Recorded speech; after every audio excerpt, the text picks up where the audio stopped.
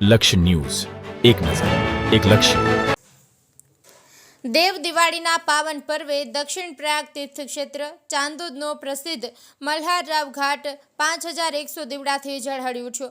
ધારાસભ્ય શૈલેષ મહેતા અને પરિવારે નર્મદાજીનું પૂજન અર્ચન કરી દિવ્ય આરતી સહિત દીપદાનનો લાભ લીધો.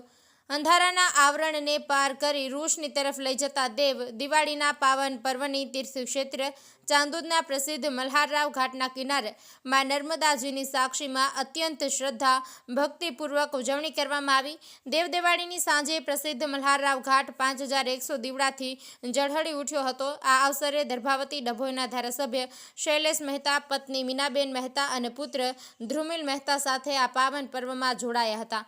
દેવો દિવાળીએ ધારાસભ્ય અને પરિવારે નર્મદાજીનું પૂજન અર્ચન કરી અને નર્મદાજીમાં દીપ દાન કરી મહાઆરતીનો લાભ લીધો હતો.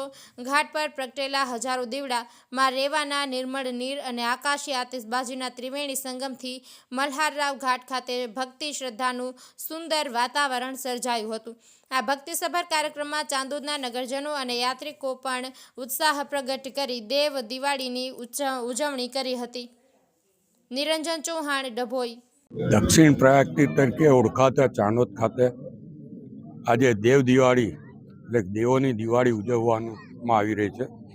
પ્રથમવાર દેવ દિવાળીના દિવસે માં નર્મદાની આરતી પૂજન સાથે જ 5100 જેટલા દીવડા મલ્હારઘાટ પર પ્રગટાવવામાં આવ્યા છે.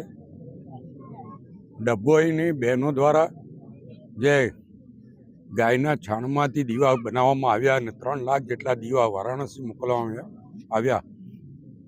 એ જ બહેનો દ્વારા આ દીવા બનાવવામાં આવ્યા છે અને અહીંયા આગળ મોકલવામાં આવ્યા અને 5100 દીવા અહીંયા પ્રગટાઈને મલ્હારરાવ ઘાટ પર દેવોની દિવાળી ઉજવવામાં આવી છે. હું આપના મારફત તમામને દેવ દિવાળીની શુભેચ્છા આપું છું અને દેવો પણ અત્યારે જ્યારે જોતા હશે ત્યારે માં નર્મદાની આરતી અને દીપો જોઈને એમને પણ આનંદ થતો હશે. એમના આશીર્વાદ પણ દર્ભાવતી નગરી અને દર્ભાવતી વિધાનસભાના તમામ નાગરિકો વરસે એવી પ્રાર્થના પણ કરું.